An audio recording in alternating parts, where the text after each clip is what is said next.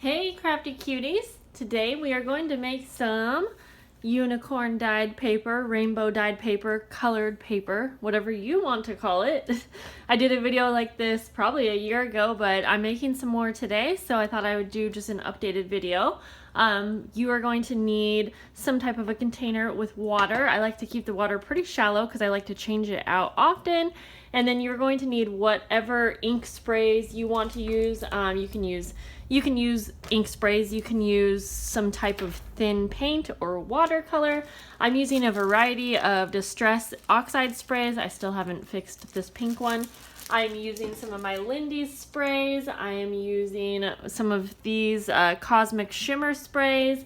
And I'm just going to use some other old things that are in my stash. I have all of my papers to be dyed. I always like to grab my stencils when I'm doing some dyed papers. I have my art journal for anything that I need to use up. And then I have a tray to set the papers on. I'm probably going to be dyeing most of mine outside because it's a warm day, but you can also do this in the oven or lay them out. So like I said, I like to start with a fresh, clean pail of water. And I think I'm going to start off by using just 3 colors here. I kind of like to try and use colors that mix well together rather than get muddy. And then I can add more as we go. But what I like to do is I like to kind of spray these colors on top. You can mix colors in and really mix it into the water if you prefer. I just kind of experiment as I go. So this is going to get pretty messy, but see, I do a couple sprays like that. I'm just going to start with 2 colors actually. And maybe one more blue here. And then I take my paper. I'm just going to start off with some regular printer paper.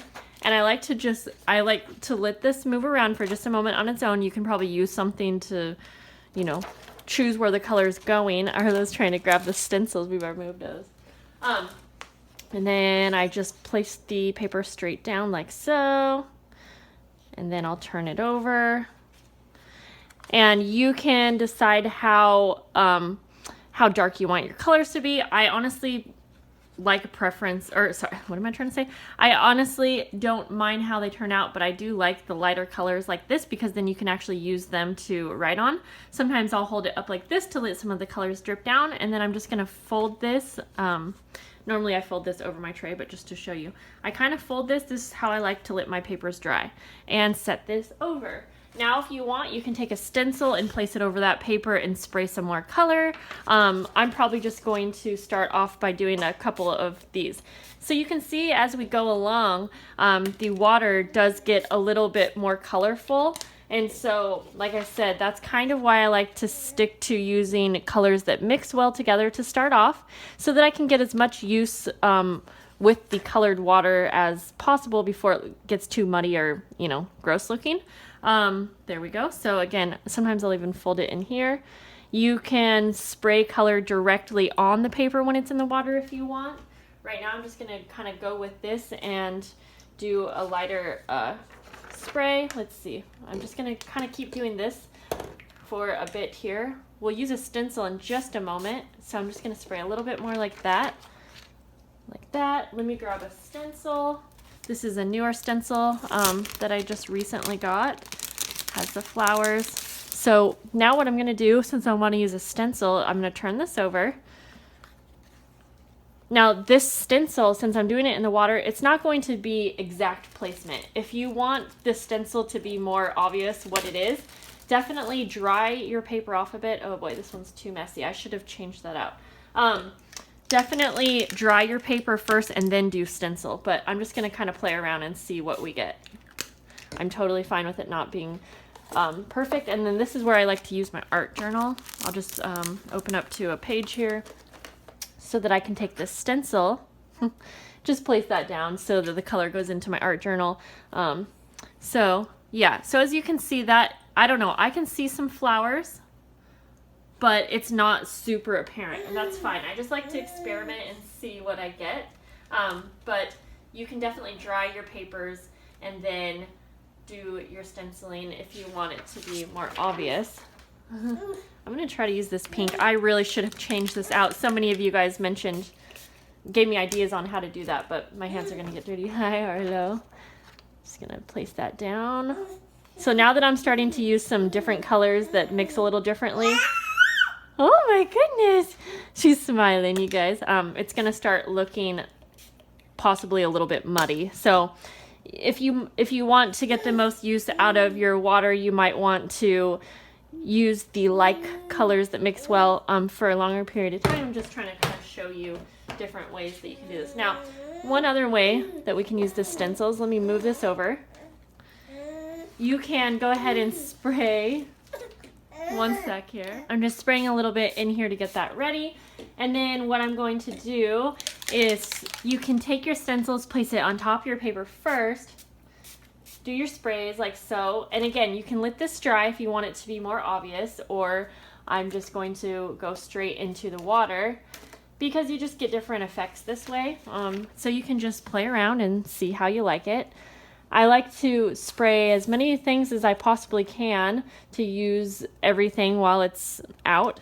So you can see that that still stayed really obvious here, even after we put it in the water. So you just got to experiment with the different types of sprays that you have. So I'm just placing these over on my little pan as I go, and I am going to place them outside. But so you can keep adding color if you want, or if we added color that went really well together, after a while you can just use this water to dye your paper if you like the color that it ended up being.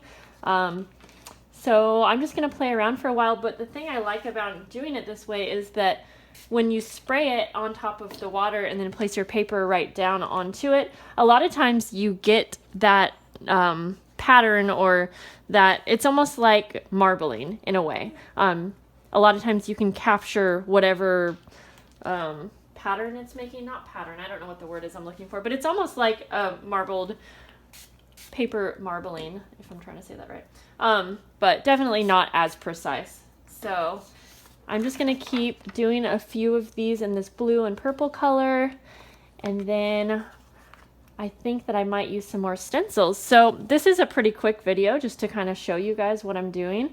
I'm going to do this for a bit, and I'll check back in to show you what I'm doing when I change out the colors. Another thing I like doing is using my shimmer sprays. I also like to just do one spray on the paper before putting it in because it gives it kind of an ink splattered look. But I love using like a golden star. This is a Lindy's Starburst spray, just to add some shimmer. And you can use all kinds of different colors if you want, or the golden one almost just gives it kind of an overall golden shimmer once it's all dry. So that's another thing that I like to do. I'll show you just a moment here. So I'll do one more. So I'm going to spray like that first, and then I'm going to go ahead and put this side down. And I didn't add anything more to this water, so this water is just kind of colored from all of the previous inks, but you can see that just gives it more of an ink splattered look.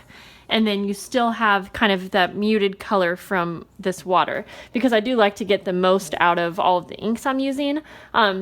And you might think that this is using up a lot of your sprays, but if you're like me, you don't use your sprays very often. And so I personally find that I get a good amount of use even when I'm doing a project like this. So I'm just going to keep doing this a little bit longer. All right, guys, I got a little carried away and I kind of just went to town because I realized there weren't really any new techniques that I was doing that I needed to show you. So here is the end result. I have some outside drying as well. I have some that are still wet. I'm just going to let them dry overnight. And then I have some that are kind of half wet from drying outside, but I wanted to show you one more thing that you can do. And you can see I got all kinds of different effects just from spraying. Sometimes I would use like a stencil on top like I had showed you, and sometimes the way that these dried on these pans, because there's a bunch of little, like, I guess, indentations on this pan, you would get this kind of thing. And so every single paper is going to be different. It's so fun to play around with these. Like, I love that.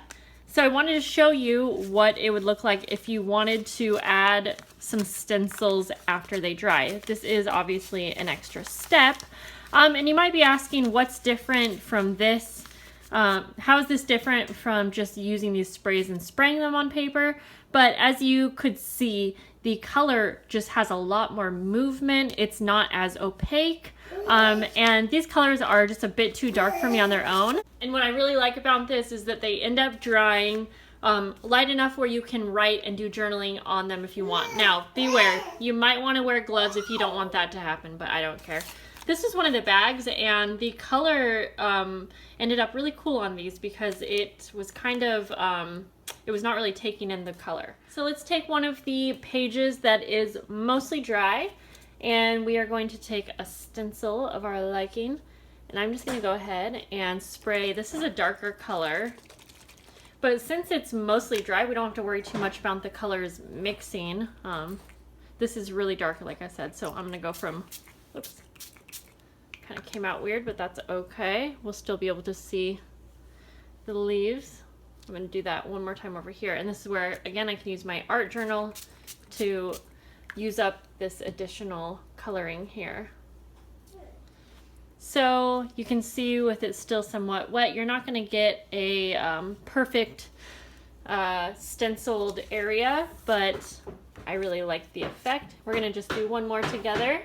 I like to take a stencil and use it in the middle of a page because when we fold this, you're going to be able to see part of the stenciled area. However, you only have to do one spray. So here I'm just going to use one of the same colors that I used on this page, but it's going to be, you know, a bit darker because, as you can see, it's a lot more opaque like that. Here we go. And then personally, I love how it has those sprayed areas around it. So just have fun. There are no rules to this. Just enjoy and experiment, and I hope that you guys enjoyed this video, and you will see these pages being used in a future video or project, and maybe possibly in my shop. So I'll see you guys later. Bye.